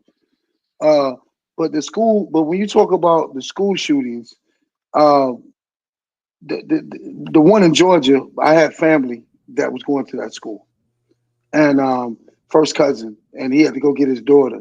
He actually spoke on the news. He actually spoke on the news about having to rush to go get his child, but the father gave this young man the ammunition. The white father gave the man the ammunition to go to the school and handle that. You know what I'm saying? And I don't know, was this based on? Go ahead, sir. Go ahead. I was just going to say, to her point, that's a Republican NRA talking point. It's a mental health issue. It's an SSRI. 2 things. Number one, we had a school mental health bill that was put forward that Republicans voted down. We are trying to fix the mental health issue. Republicans don't want to fix it. It's just a talking point. Number two, SSRIs. I will ask you, are SSRIs only available in the United States? They are not. They're available in Europe. They're available in Asia. We are not the only country that takes SSRIs. The difference between this country taking SSRIs and Europe, Asia, or any other country taking SSRIs is we have more guns than people in this country. So if we want to keep making this argument that it's a mental health issue, or any other of the talking points where, hey, if you do anything about firearms, about gun control, that the criminals will still get guns. We can also talk about other countries. Where's the criminals in Germany? Where's the criminals in Japan? Where's the criminals in Australia?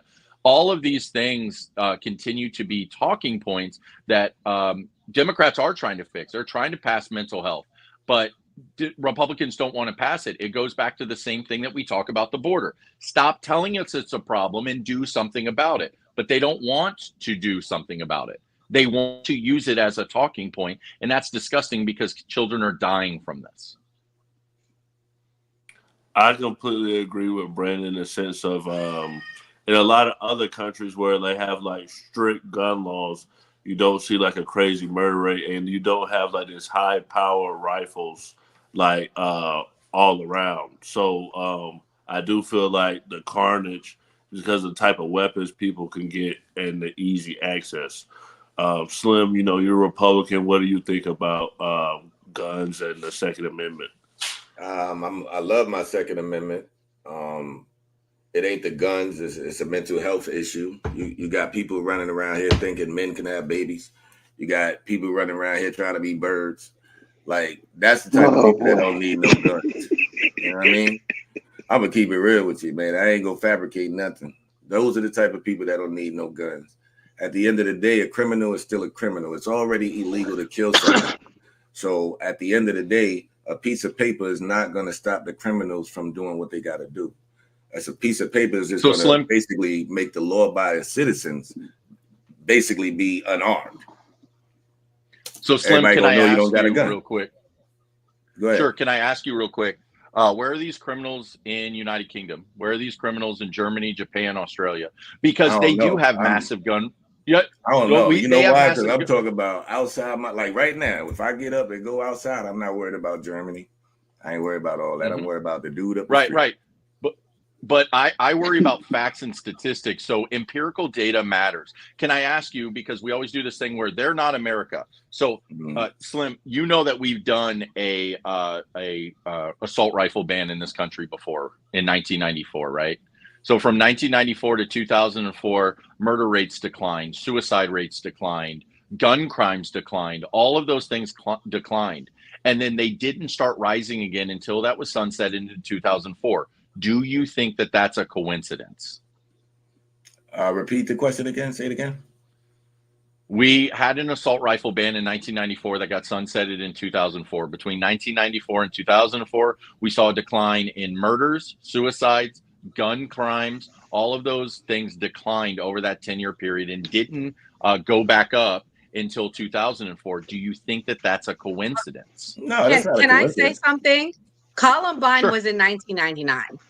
Okay, so right. So in that we had that. So in that 10-year period, we had one school shooting. From 2004 to 2014, how many did we have? Multiple, right? It blew up. I'm not saying that this is the problem that I have when we talk about any gun reform.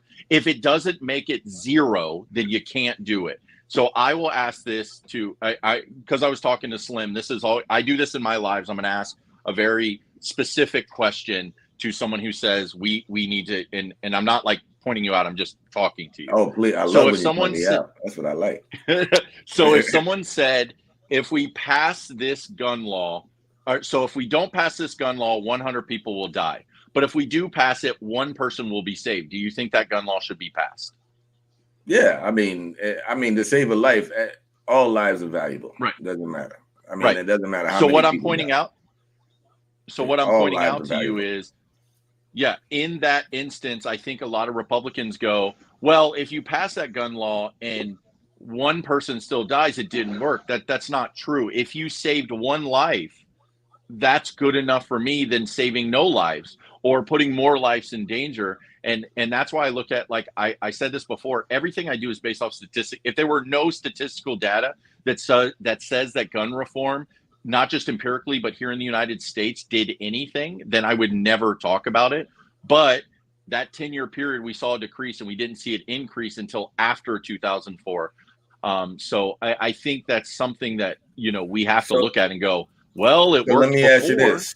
Do you think when they pass, or if they pass a gun law, because if Trump get elected, it ain't happening, but if they do pass this gun law, if Trump loses, do you think that's it?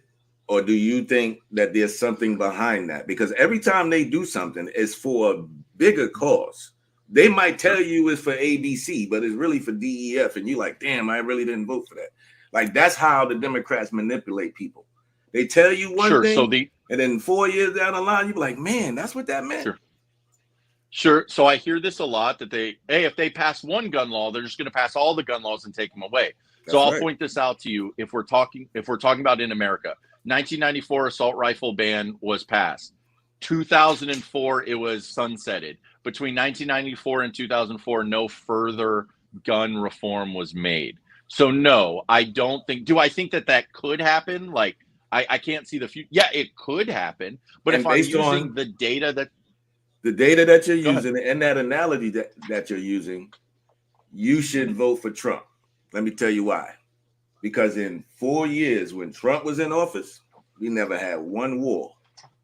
The minute Joe Biden got in office, we had how many wars? Same analogy. People died. So why would you vote for someone that put us in that position? I'll answer you as a veteran.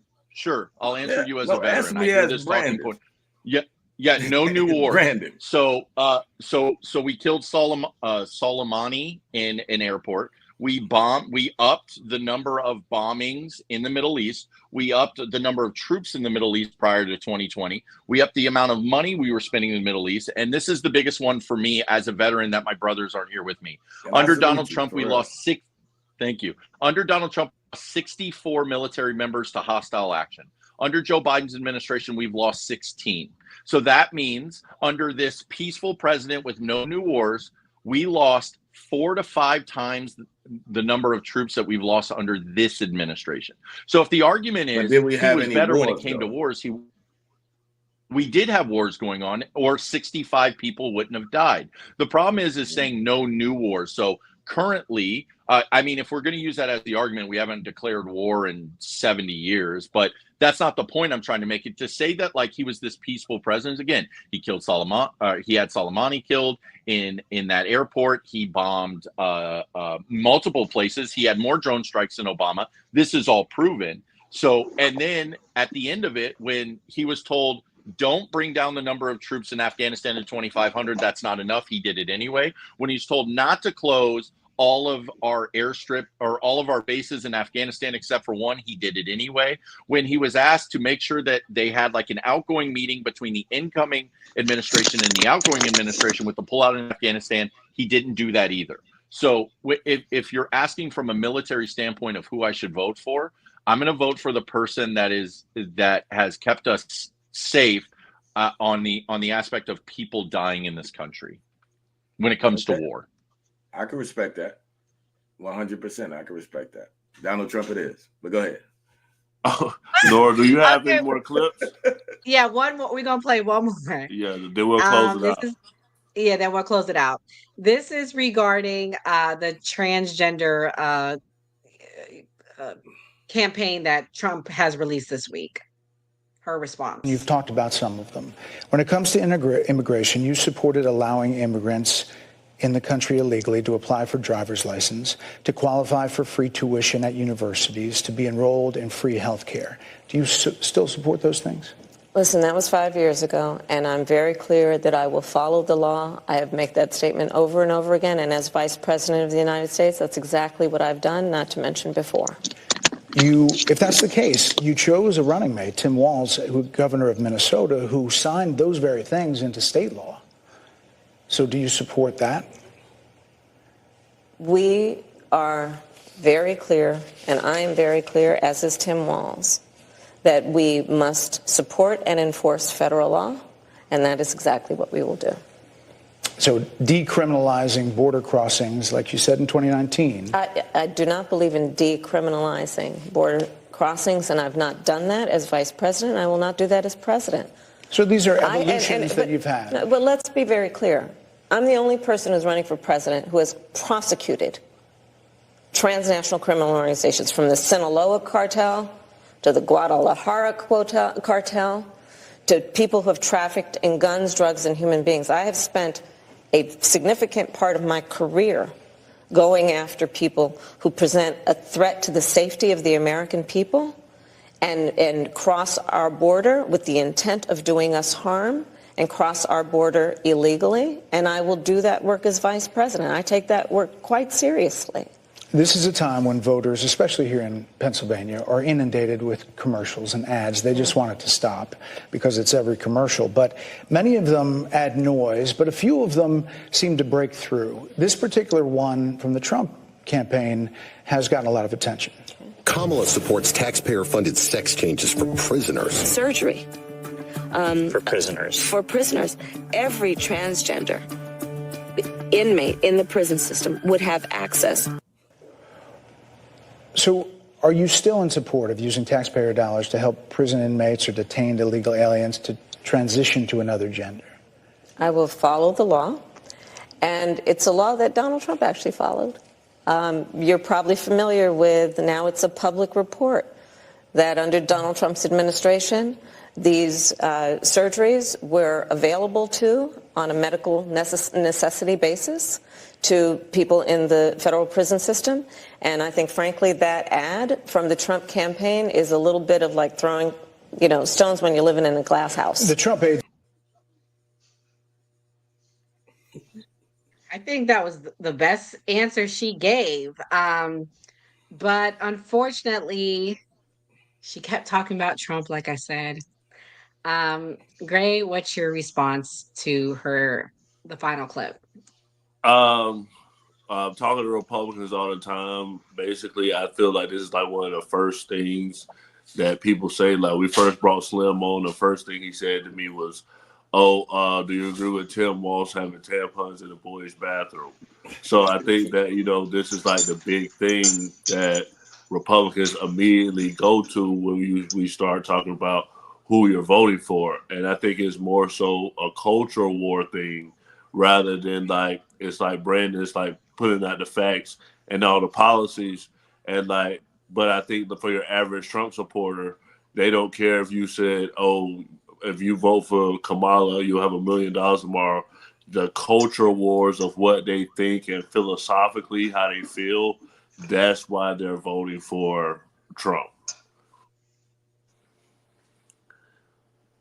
What about you, Andre? What you think of Kamala's clip? Man, I think she was strong and on point.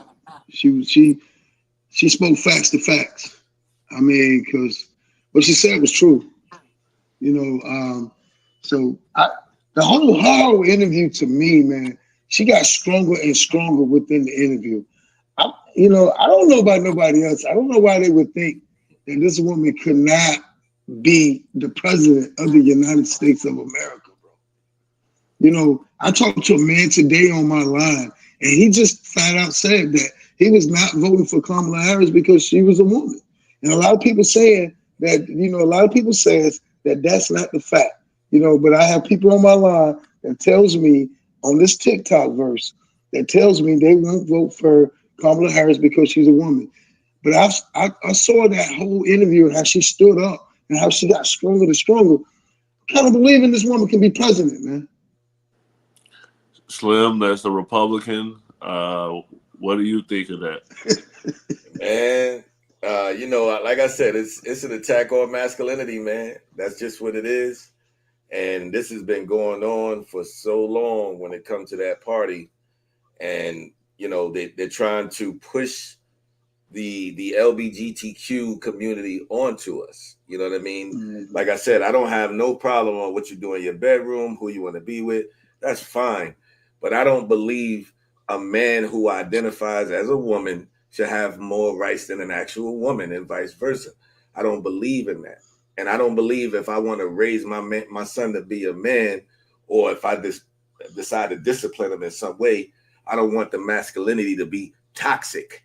You know what I mean? Like, this is why I believe we're in the situation we're in, even with my community, because we don't have fathers in the household. Like, my community is so down because dads ain't there. You know what I mean? There's single parents in my whole community because there's not a man in the damn house to raise the man and tell him what to do right or wrong. Now you got dudes wearing fingernail polish and tight pants. I can't rock like that, man. The reason why I talked around that, what you asked me, because those LBGTs, I'm just not trying to get haunted by these folks. I don't want these folks running up on me. That's why I talked around it. Yeah, I keep it real, Brandon, man. is there a statistic, because you're the policy statistic guy, is there any type of statistic or policy that's an answer to this to talk to Republicans? Sure. So I think the argument is they are getting more rights than the rest of us, and they are not.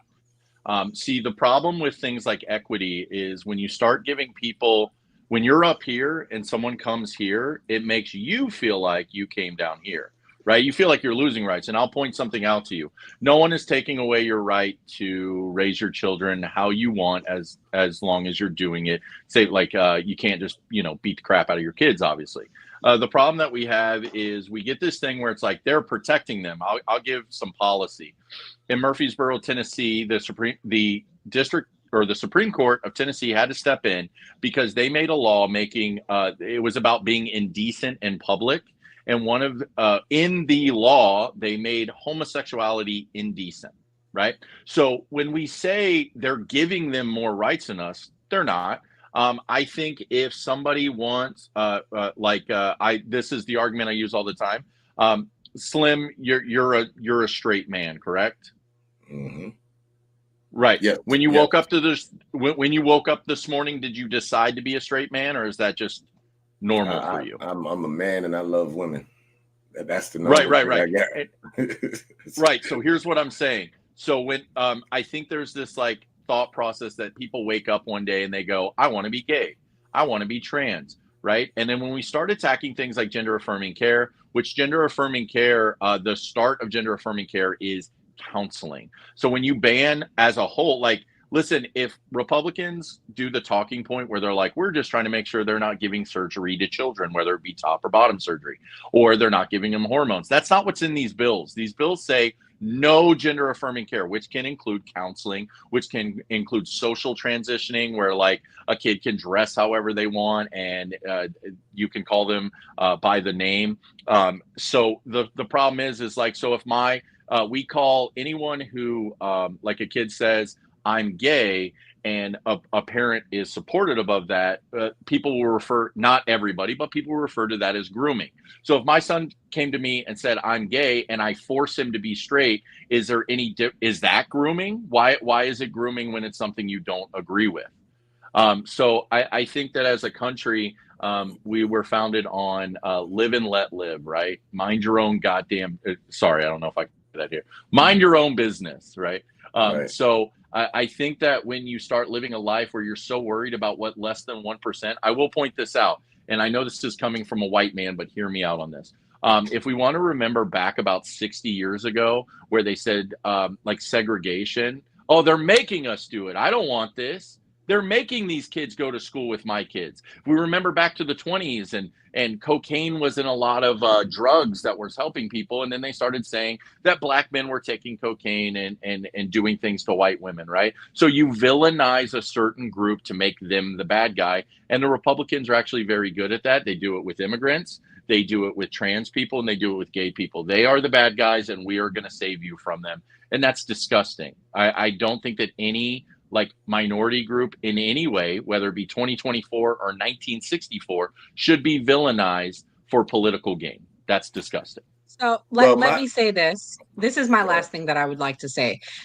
There was an Asian hate crime bill. There was a hate crime bill against the LGBTQ. there's not a hate crime bill against Black people. We don't have that in this country. And that's the biggest argument that people are angry with, first of all. Secondly, when it comes to the grooming, the reality is the issue, there are children transitioning, and that's the problem. And there are more children now that are, what's the word, non-binary, transgender, and all those things. It's not for me to judge and say what you should do in your household, but my problem is they're now going to school with children that are not exposed to that. And it's being pushed on children in the sense of, well, it's okay, you can pick your sex, you could just be whatever you want to be. And a child shouldn't understand or know those things. That's the issue people are having. And lastly, when it comes to the drag queen shows, the issue is there are children going to those things and they're not appropriate. So that's where the grooming comes into place and people are upset about. I don't care what people do. I voted for gay marriage. I support it. But where I draw the line is when it comes to my children and the family. And that's where most Republicans draw the line. And as a Christian, that's the issue I have. And that was my whole point Do you think that what they do. They do a little thing. They do the bill, the gay marriage bill. It started off real great. Everybody was in support of it. Now all of our TV shows, all of our commercials, when we watching football games, everything is there. Like, nah, we ain't want all that. All right, we're gonna let y'all but Slim, respond and then Nora close out. Go ahead, respond, Brandon. Sure. I was going to say, do we remember 50 years ago on TV, it was insane to have an interracial couple, right? And then people said they're shoving it down our throats by giving us interracial couples, right? So if the argument is now they're shoving it down our throat, like, here's the thing. Gay couples exist. Trans couples exist, right? And if somebody wants to take their art, whether that be TV or media, and do that, that's their decision. It's the same as anything else, right? You may think that McDonald's is the most disgusting hamburger ever, but people are still going to eat it. You don't have to eat it, right? No one's telling you to make. And my final point on this entire issue is if we think that kids sitting with a teacher can be talked into being trans, like that's the argument, right? Like, we are grooming and indoctrinating them. That a kid who a lot of kids won't even learn, aren't very good at learning their ABCs, 1, 2, 3s, but we think that we can sit a child down and say, you're not actually a boy, you're a girl. And the kid goes, okay, that's what's happening. And that's what's actually happening. And I will point out that Trump's saying that they are doing surgeries. Like, if we want to talk about word salad for Kamala Harris, that he directly said that they were doing surgeries in schools and not letting parents know about it. And my favorite meme that I've seen is, if you go to pick up your son at school and it's a girl, you picked up the wrong kid. Right. Okay. So thank you, Brandon. You're the first person we brought with all the numbers. We call you the numbers guy. You did it. It was good. It was a good show. Andre was on with us. I think it was last night. It came a little late, but both of these guys are from TikTok. Definitely follow them. And we just added Slim, to the cast. He's a regular cast member. We're going to be bringing him on a lot of our shows. Nora, go ahead and close us out. Oh, no, I want them to say closing thoughts before we go. Brandon, let us know where we can find you and about your platform. Sure. So just down below, it's at official Brandon AZ. On TikTok, that's my main platform. As of right now, I don't use Instagram, Facebook. I like doing TikTok. I go live most every day. If you are a Trump supporter, I like to have factual statistical information. I'm not going to get up there and say this guy's a racist and this person's a bigot. I want to have the real conversations. And so if you guys want to follow me on TikTok, I would fully appreciate it. And I am one of those few people on TikTok that I don't get 7 people that agree with me and bring in one person that disagrees. I have one-to-one conversations, and I look for Trump supporters and conservatives to have the conversations with. Well, thank you for coming on. You're one of my favorite Democrats. I really appreciate you for being a good sport and being respectful and not getting nasty. We talked about some pretty challenging topics tonight, so really, really appreciate you for keeping it respectful and coming on.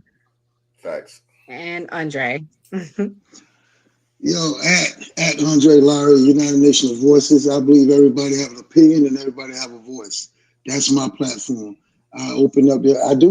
We do bring facts to them, but I want people to speak. There's some people that never get an opportunity to say anything come to my show, and that's the first time they ever was able to speak about their political or anything that they want to talk about. So at Andre Lowry, United Voices, everybody got a voice. That's me. And I just want to tell everyone, if you're not following us on X, please go to the New Party 115. We're also on TikTok at the New Party 24. We are going to be ramping up our live streams for the next week.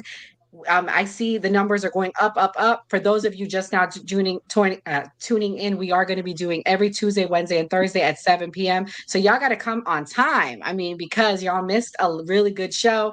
People were commenting, the title and it was not the same. If y'all would have came on time, y'all would have seen the clip of why we have that title.